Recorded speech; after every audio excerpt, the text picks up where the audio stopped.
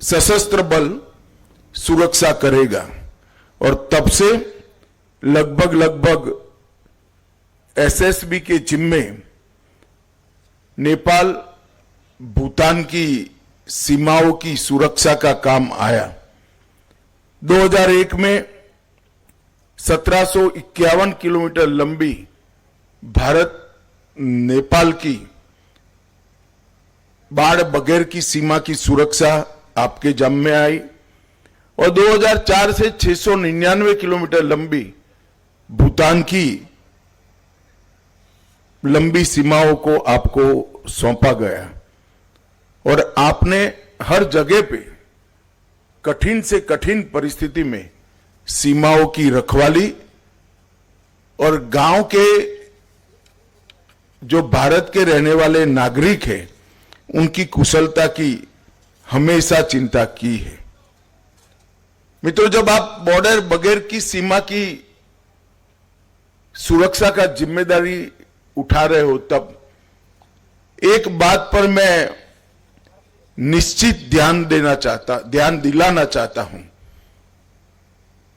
कि सही है कि बॉर्डर इसलिए नहीं कि हम मित्र देश की सीमा की सुरक्षा करें, उस देश इस सीमा की सुरक्षा करें जो भारत के साथ मैत्रीपूर्ण रिश्ते हैं, परंतु ये जरूरी नहीं कि हमारे देश के दुश्मन और देश को नुकसान करने की मंशा रखने वाले तत्व वो देश के रास्ते का उपयोग कर भारत में प्रवेश न करें। इसलिए हमेशा सीमा सुरक्षा बल ने अपनी नजर भी पैनी रखनी पड़ेगी और अपने इंफॉर्मेशन के स्रोतों को भी बहुत मजबूत रखने की जरूरत है। और इसके लिए जरूरी है कि सीमांत गांवों के अंदर सीमा सुरक्षा बल के जवान और अधिकारी दोनों का संवाद हो, संपर्क हो और अच्छे संबंध हो, तभी हमें गांवों से इंफॉर्मेशन मिल सकती है। उसी तरह से सीमा के उस पार जो सशस्त्र बल है उसको भी हमने हमारे रिश्तों के माध्यम से हमारे काम में उपयोग भी करना चाहिए और उनका भी सहयोग करना चाहिए। सीमा की सुरक्षा के साथ साथ अवैध स्मगलिंग, नारकोटिक्स और कई प्रकार की ऐसी गतिविधियां हैं जिस पर हमें पैनी नजर रखनी है। मैं तो चाहूंगा कि एसएसबी के सभी अधिकारी बैठकर इसके लिए एक एसओपी का निर्माण करें जिसको जवान तक नीचे तक ट्रेनिंग के समय से ही सिखाया जाए।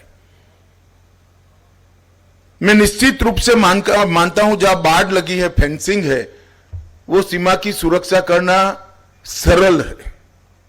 उस और मैत्रीपूर्ण व्यवहार रखने वाला देश न होने के बावजूद भी सरल है क्योंकि बीच में बाढ़ है। मगर जब खुली सीमा की सुरक्षा करनी होती है तो अनेक प्रकार के सीमा सुरक्षा के नए आयामों को हमने एड्रेस करना पड़ता है, पहचानना पड़ता है और उसका समाधान भी ढूंढना पड़ता है। तो सीमा सुरक्षा बल के डीजी और सारे अधिकारी बैठकर एक ऐसी एसओपी बनाए जो सभी खतरों को नाप लेने में सक्षम हो।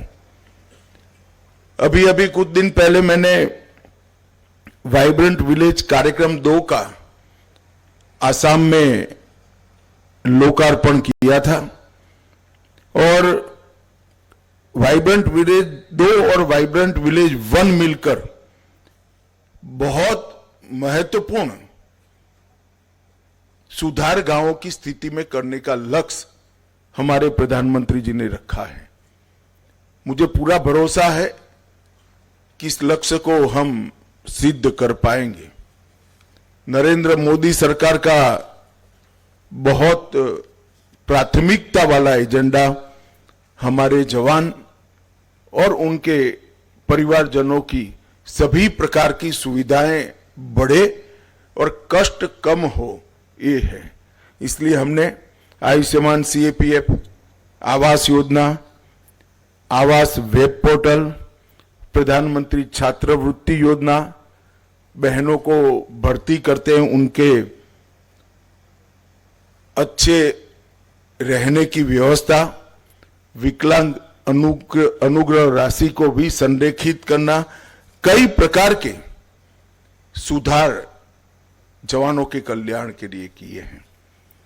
मैं आज बिहार के सीमांचल के क्षेत्र में आया हूं, तब मैं बिहार की जनता को भी कहना चाहता हूं कि हमने चुनाव में बिहार की जनता को वादा किया था कि हम बिहार को घुसपैठियों से मुक्त करेंगे।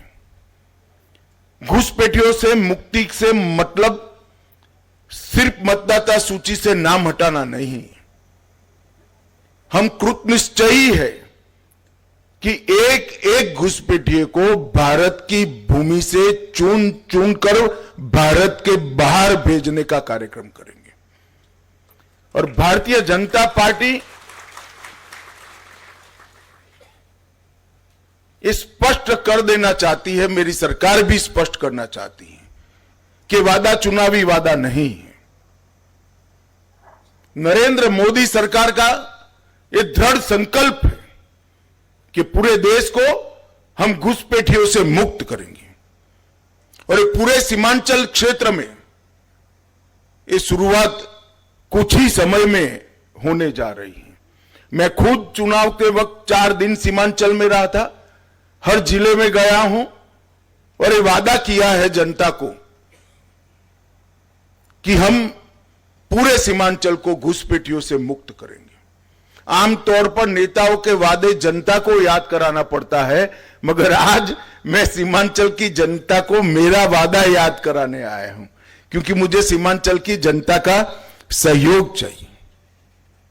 घुसपैठिया सीट हमारे चुनाव को प्रभावित नहीं करते हैं। गरीबों के राशन में भी वो हिस्सा ले जाते हैं। हमारी रोजगारी में भी हमारे युवाओं की सारी संभावनाओं को क्षीण करते हैं। और इसके साथ साथ राष्ट्र की सुरक्षा के लिए भी एक घुसपैठिए बहुत बड़ा चैलेंज है। और अब समय आ गया है कि समूचे देश ने हर स्तर पर काम कर कर घुसपैठियों से देश को मुक्त कराने का एक अभियान हाथ में लेना पड़ेगा। यह 3 दिन में भारत सरकार के संबंधित सारे मंत्रालय, बिहार सरकार के गृह मंत्रालय, district magistrate, district development officer, SP और कई सारे संगठनों की 3 दिन में डिटेल मीटिंग कर कर हम एक कार्य योजना बना रहे हैं। और सीमा से 10 किलोमीटर के अंदर जितने भी अवैध अतिक्रमण हैं, वो सारे के सारे अतिक्रमण सबसे पहले ये अभियान के अंदर दूर कर दिए जाएंगे। और घुसपैठिए को चिन्हित कर कर भारत के बाहर भेजने का कार्यक्रम भी हम यहां से शुरू करेंगे। जनसांख्यिकी का बदलाव किसी भी देश के लिए स्वस्थ समाज का निर्माण नहीं करता है। जनसांख्यिकी की स्वाभाविक वृद्धि इसका स्वागत है, मगर अतिक्रमण से, घुसपैठ से जनसांख्यिकी का बदलाव किसी भी देश की संस्कृति, इतिहास और भूगोल तीनों के लिए बहुत खतरनाक होता है। और हम इसको जानते हैं, इसीलिए सरकार ने निर्णय किया है कि उच्च स्तर पर जनसांख्यिकी परिवर्तन की उच्च स्तरीय समिति का घोषणा किया जाएगा। और वो समिति न केवल सीमांत क्षेत्र, पूरे देश के जनसांख्यिकी के परिवर्तनों को बहुत डिटेल बारीकी से अभ्यास करेगी और भारत सरकार को इस जनसांख्यिकी परिवर्तन को कुदरती बनाने के उपाय सुझाएगी। और सबसे ज्यादा प्रभावित जो क्षेत्र है जनसांख्यिकी परिवर्तन से, बंगाल, बिहार और झारखंड का क्षेत्र है। बंगाल में भी चुनाव है। मुझे पूरा भरोसा है कि इस बार भारतीय जनता पार्टी की सरकार बनने वाली है। भारतीय जनता पार्टी की सरकार का पहला एजेंडा रहने वाला है कि सीमा पर बाढ़ का काम समाप्त करना और एक एक घुसपैठिए को चुन चुन कर देश के बाहर भेजना। और इसकी शुरुआत, चूंकि यहां पर सरकार बन चुकी है, जनादेश भी इस एजेंडा को प्राप्त हो चुका है।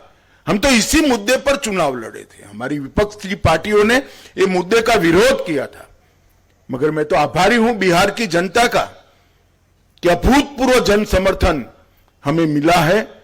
बिहार के कल्याण के एजेंडा के साथ साथ वो मैंडेट में घुसपैठियों को निकालना भी शामिल है। और मैं आज इस मंच से बिहार की जनता को और देश भर की जनता को ये भरोसा देकर जाता हूं कि हम दूसरी बार जनादेश के लिए आएंगे, उसके पहले एक एक घुसपैठियों को भारत के बाहर निकालने का काम समाप्त कर कर आएंगे। और इसमें एसएसबी का भी बड़ा रोल है और आपकी भूमिका जो है वो भी आपको विगत से बताई जाएगी। मैं फिर से एक बार आज के कार्यक्रम में उपस्थित सभी जवानों को अनंत अनंत शुभकामनाएं देना चाहता हूं, क्योंकि आपकी सुविधाओं में बहुत बड़ी बढ़ोतरी हो रही है और एक बार का काम नहीं है, ये निरंतर चलने वाला काम है। हमारा लक्ष्य है आपका सुविधापूर्ण जीवन। जब आप अपने युवानी के स्वर्णिम वर्ष सीमा पर बिता रहे हैं तो आपका और आपके परिवार का पूरा अधिकार है कि सभी सुविधाओं पर से युक्त आपका और आपके परिवार का जीवन हो। हम इसके लिए पूरा प्रयास करेंगे। फिर से एक बार मेरी अनंत अनंत शुभकामनाएं आपके साथ है। वंदे मातरम। भारत माता की जय।